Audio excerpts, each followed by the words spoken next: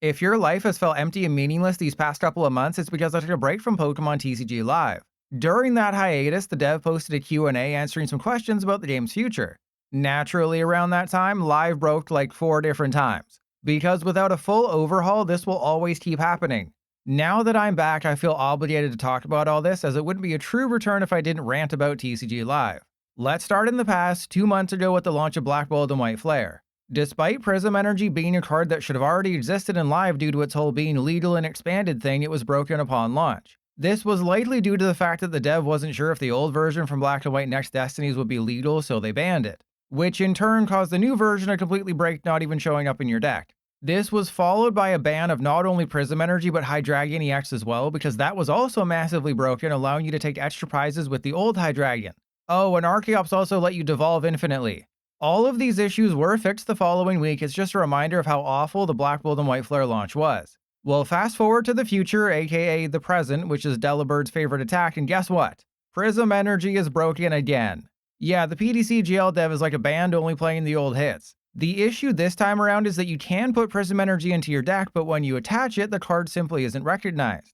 With the release of Mega Evolution tomorrow, unless they do an emergency patch, this will be back-to-back set launches where the highly playable card is unplayable. The funniest/saddest part about this is Prism Energy wasn't listed in the like 5 different things they intended to fix. So they seemingly broke something without even touching it, which is probably how Jean Grey's parents found out about her powers. In fact, the only issues addressed with yesterday's patch were Kyogre EX, Ethan's Quilava being able to use its ability even with all 4 copies of Ethan's Adventure in the discard pile, and a few other minor things. The patch notes mostly just focused on how Mega Evolution base set is out tomorrow, there's a new game board and new music, Mega Evolution Pokemon will get their own effects, and logging in rewards Pikachu accessories.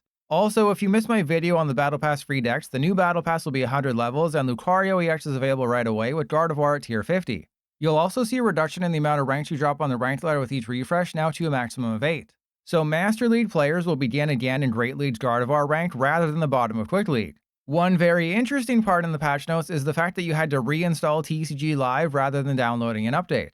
If you played Live at any point during its first year, you're familiar with this, because in case you forgot, they didn't actually include an updater inside the game during beta. So whenever they released an update, we always had to re-download the game. Yeah, they're definitely bringing back the classics. The only explanation for the Prism Energy oopsie is in the form of an errata. While the new Prism Energy is treated as a reprint of the old one, the text is different. So beginning with Mega Evolution, the Pokemon Company is changing the text on the old Prism Energy to match the new one. Ironically, the old Prism Energy from Next Destinies works in PTCGL, which just adds even more slices of hilarity on this chuckle sandwich. Because the one they didn't touch broke, yet the one they didn't. So there is a way around this glitch by using the copies of Prism Energy that wouldn't even work in Live if not for a reprint. Because oh yeah, we still don't have Black and White or X and Y support in the game. Thus begins my next rant section. Live was originally announced 4 years ago this month. The press release was filled with the typical corporate speech of how excited they were to kill PTCGO and dump this on us. The people don't give them any money because PTCGO ended microtransactions and PTCGL wouldn't have any. The best part about that announcement, again from 4 years ago, is they said expanded support is coming in a future update. Note how it doesn't say neutered expanded format. It says expanded, which includes everything from Black and White base set forward. Yet near the tail end of 2025, we still don't have it. So the game still breaks constantly, and we're missing promised features from 4 years ago. To address the title of this video, the reason Pokemon TCG Live is never getting better is twofold. One, despite constant calls from the community about taking Live offline during the initial beta in 2022 and reworking everything, they never did. In fact, they took Live out of beta without changing anything from beta to the full version. And two, it doesn't make money. And as revealed in a recent developer letter about the current 2026 season, it likely never will. If you'll recall, they've made several anti-player moves in the last year, like adding shop limits, nerfing credit game by up to 50%, and making us wait 6 months to craft over-numbered cards. This led to speculation that they were adding microtransactions. After all, why would you punish your players if not for profit? Well, turns out they just hate us. In response to a question about the game economy, they said, Pokemon TCG Live remains free to play, and there are no plans to add the ability to make real money purchases in the game at this time. And they're more focused on making the game function better from a design perspective while also balancing the economy. As for why those credit nerfs earlier this year weren't announced ahead of time and we had to discover them ourselves, they explained, we acknowledge that an important note announcing changes to trade credits was unintentionally omitted from the patch notes. We are actively evaluating our current tools and processes to ensure that key information is consistently identified and communicated, and we're committed to improving our internal workflows to prevent similar issues in the future.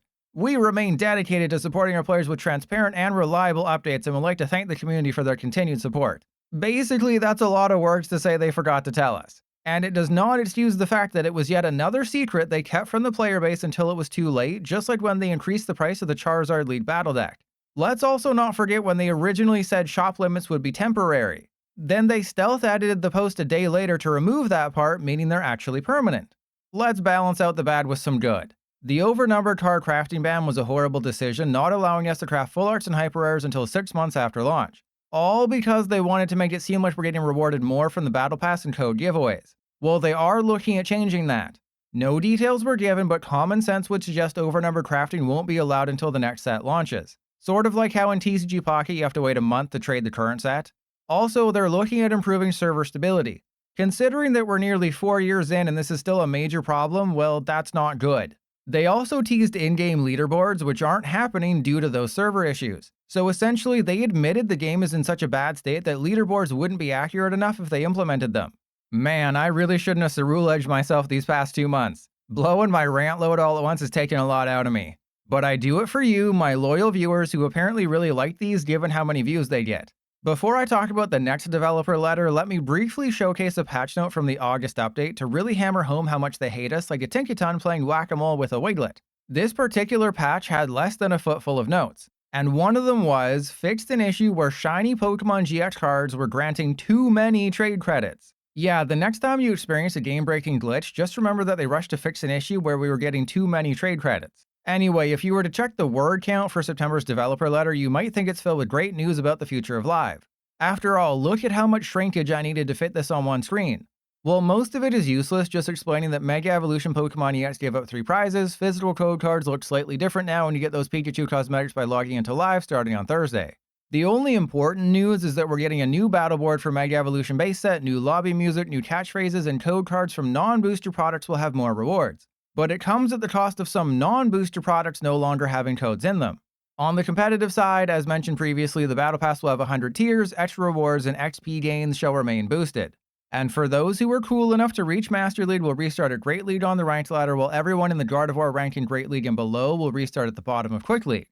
They ended the letter by saying they look forward to continuing to provide the best possible experience for our players. If PTCGL at its current form is the best possible experience they can give their players, they must hate their players. Case in point, the tracked issues page.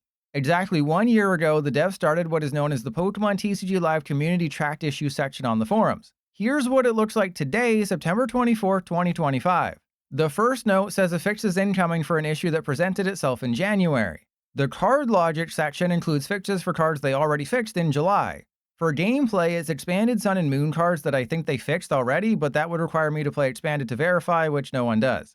And finally, the last incoming fix mentions the Premium Pass. The Premium Pass was removed from TCG Live 10 months ago. I'm not going to cross-reference every single one, but this is a preview of about 70% of the known issues. I can almost guarantee you that nearly all of them were in the original post a year ago. They did add Prism Energy from Black Bolt to the list today, so they are updating it. They just don't care to remove the things they already actually addressed. Now, before I highlight the biggest known issue, reread the last part of the first image where it says the team is working hard to resolve these issues. Now read the issue where it says players are occasionally unable to select valid cards when using certain card selection effects such as Nest Ball or Hisuian Heavy Ball. This card select glitch, as I've dubbed it, has been around for years. They've known about it for at least a year. Yet it persists, preventing players from selecting cards from deck like a Dreepy or Ralts off of a Buddy Buddy Puffin, potentially costing them the game. Yet instead of fixing it, they nerf the economy and give us wacky new effects and game boards. At this point, it's obvious they don't know how to fix this game-breaking issue. Again, we told them to rework Live during the beta period. They ignored that, released it worldwide, and years later we're still dealing with all this. So yeah, Pokemon TCG Live is never getting better. Not only does the dev not know how to fix the biggest issues, but the game doesn't even make any money and likely never will. Compare that to TCG Pocket, which hit $1 billion in revenue earlier this year, and it makes even less sense. We're willing to give them millions of billions of money dollars, yet they don't seem to want it, resulting in TCG Live earning them a grand total of $0 in nearly 4 years. Okay, deep breath, I'm done ranting. Because I don't have anywhere else to put this information, I'll briefly mention that Rebel Clash Flapple is being banned from Expanded due to the release of Forest of Vitality. There's an infinite loop scenario you can create with Porygon Z and Draw Energy and an older Jumpluff, resulting in this particular ban. The Pokemon Company notes that Forest of Vitality could result in bans for other grass cards in the future. Decky Dewey GX is one of the reasons Forest of Giant Plants was banned years ago, so don't be surprised if the owl stops hooting. Finally, a couple of Mega Evolution card rulings. The effect of Acerola's Mischief doesn't go away if you decide to protect your active and it gets dusted to the bench on their turn. As for Mystery Garden, you must be able to draw at least one card to activate it. You can't just discard an energy for free. I'll include a link to Pokegym's rulings article for Mega Evolution, but most of it's common sense stuff.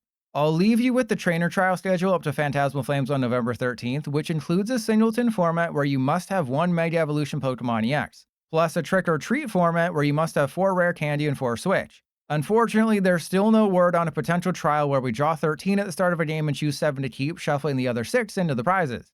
Probably because we've been asking for that for months and would enjoy it too much. What do you think about the state of TCG Live today? Which cards do you think will break tomorrow with Mega Evolution?